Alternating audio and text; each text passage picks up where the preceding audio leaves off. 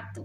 Saya Lintang Asyara dari 11 MIPA 2 akan menjelaskan mengenai prinsip ekonomi Islam, jual beli dan hiyar, riba dan bunga, dan yang terakhir syikar. Yang pertama, saya akan menjelaskan pengertian prinsip ekonomi Islam. Menurut Kamus Bahasa Indonesia, prinsip adalah salah satu dasar, yaitu kebenaran yang menjadi pokok dasar berpikir dan bertindak. Adapun ekonomi adalah urusan keuangan, rumah tangga, negara atau organisasi. Istilah ekonomi berasal dari bahasa Yunani, yaitu oikos, artinya keluarga atau rumah tangga, dan nomos, artinya peraturan atau hukum. Jadi, secara garis besar, ekonomi adalah aturan rumah tangga atau manajemen rumah tangga. Islam tidak hanya mengajarkan urusan ibadah atau lebih dari itu. Islam juga mengatur semua aspek kehidupan masyarakat seperti etika, ibadah, sosial, hukum, dan akhlak, serta politik. Dan ekonomi pun menjadi perhatian ajaran agama Islam. Ekonomi adalah suatu yang berkaitan dengan cita-cita dan usaha manusia meraih kemampuan, yaitu untuk mendapatkan sistem perekonomian yang dilaksanakan atas dasar-dasar hukum Islam. Di dalam ilmu fiqh, perekonomian Islam merupakan bagian dari bab muamalah. Ekonomi Islam tersebut mengatur hukum antara seorang dan orang lain, baik itu seorang pribadi tentu maupun berbentuk badan hukum.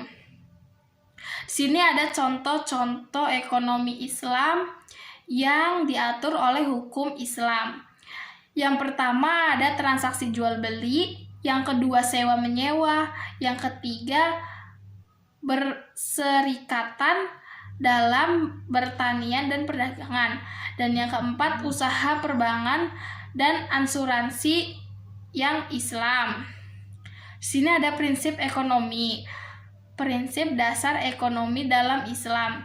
Dalam Islam, apapun yang dilakukan seseorang haruslah berdasarkan syariat atau hukum yang telah Allah tentukan. Hal ini termasuk ekonomi yang dilakukan seseorang tidak boleh bertentangan dengan aturan Islam agar tercapainya kehidupan yang tentram dan damai. Di antaranya adanya akad atau perjanjian berniaga dengan jalan suka sama suka. Yang ketiga, larangan penipuan, dan yang keempat, teradministrasi dan kejelasan transaksi. Yang terakhir, yang 5, dilaksanakan secara terencana dan profesional. Di sini ada dalil Al-Quran prinsip ekonomi dalam Islam. A'udzubillahi minasyaitonirrajim. Bismillahirrahmanirrahim. Ya ayyuhallazina amanu la ta'kulu amwalakum ba'dukum bibatil illa antakunatajarotan antarozimanikum walatakulau anfusakum innallaha kana bikumurrahim.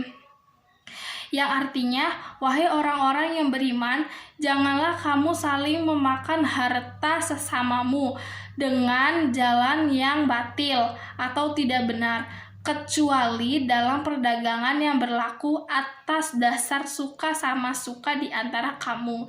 Dan janganlah kamu membunuh dirimu, sungguh Allah Maha Penyayang bagimu.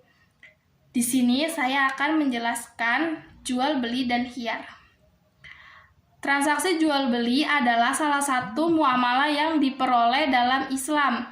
Dengan adanya jual beli, maka ada banyak kebaikan yang akan didapat oleh umat.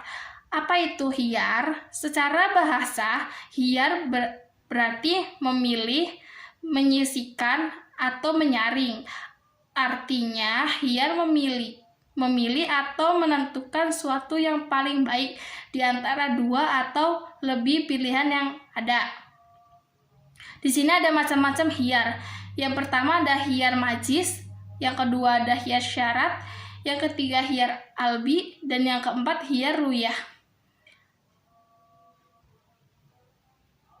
Setelah itu saya akan menjelaskan riba dan bunga.